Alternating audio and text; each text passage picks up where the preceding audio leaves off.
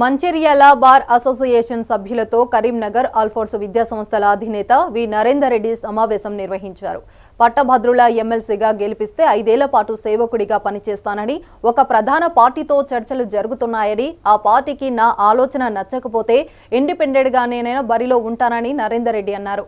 పట్టభద్రులకు అన్యాయం జరుగుతుందని, వారి సమస్యలను ఎవరూ పట్టించుకోవడం లేదని, పట్టభద్రులకు న్యాయం చేయడానికి ఎమ్మెల్సీగా పోటీ చేస్తున్నట్లు నరేందర్ రెడ్డి తెలిపారు. విద్యావంతులైన పట్టభద్రులకు న్యాయం చేయడమే లక్ష్యంగా రాజకీయాల్లోకి రావడం జరుగుతుందని అన్నారు.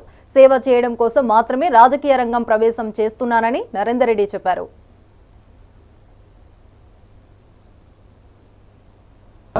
అన్ఎంప్లాయిడ్ యూత్ వారి బాధ వర్ణనాతీతంగా ఉంది. తప్పకుండా దీనికి ఒక శాశ్వత పరిష్కారం చూపించాల్సిన అవసరం ఎంతైనా ఉందని చెప్పేసి నేను భావిస్తున్నాను.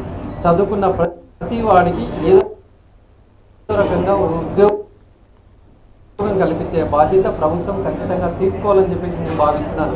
ఎందుకంటే మరి డిగ్రీలు, పీజీలు, పిహెచ్డీలు రీసెర్చ్ చేసిన వాళ్ళు కూడా మరి జాబ్ లేకుండా ఖాళీగా ఉండడం అనేది దేశానికి మంచిది కాదు.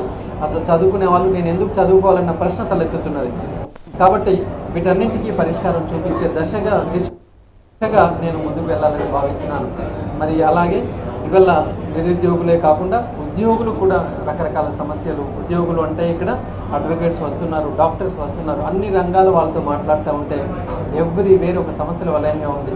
సో తప్పకుండా మరి ఒక మంచి ఆశంకుడికి నేను వస్తున్న నన్ను పట్టభద్రులందరూ ఆదరించినట్లయితే ఎప్పటికీ వారికి అందుబాటులో ఉంటానని చెప్పేసి, ఒక నాయకుడిలా కాకుండా ఒక సేవకుడిగా ఉంటానని చెప్పేసి, ప్రభుత్వం నుంచి వచ్చే ప్రతి పైసా మరి నిరుపేద విద్యార్థులకి, బడుగు బలహీన విద్యార్థులకి, అధ్యాపకులకి, తర్వాత వారికి యువతకు మాత్రమే నేను చెల్లిస్తానని, ₹1 జీతం కూడా నేను తీసుకోను అని చెప్పేసి కూడా ఈ సందర్భంగా చెప్తూ, మరి ఒక ఉద్దేశంతో వస్తున్న నన్ను ఒక విద్యావేత్తగా ఎలా ఆదరించారో మరి ఇప్పుడు ఈ ప్రజా జీవితంలో కూడా అదే రకంగా నన్ను ఆదరించాలని చెప్పేసి కోరుకుంటూ, అందరూ కూడా ఈ 30వ తేదీ నుంచి ఎన్రోల్మెంట్ స్టార్ట్ అవుతుంది.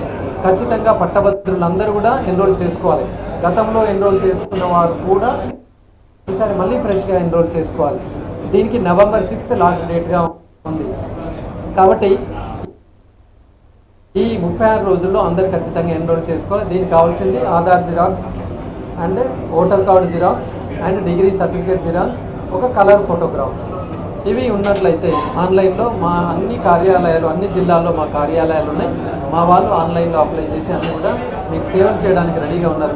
కాబట్టి పట్టభద్రులు, తర్వాత ఉద్యోగులు ఎన్రోల్మెంట్ ఎవరెవరు చేసుకోలేదో అందరూ కూడా 30వ తేదీ నుంచి ఎన్రోల్ చేసుకోవడానికి రెడీగా ఉండాలి. చెల్లించలేక మరి నానా ఇబ్బంది పడుతున్నారు. ఇవల్ల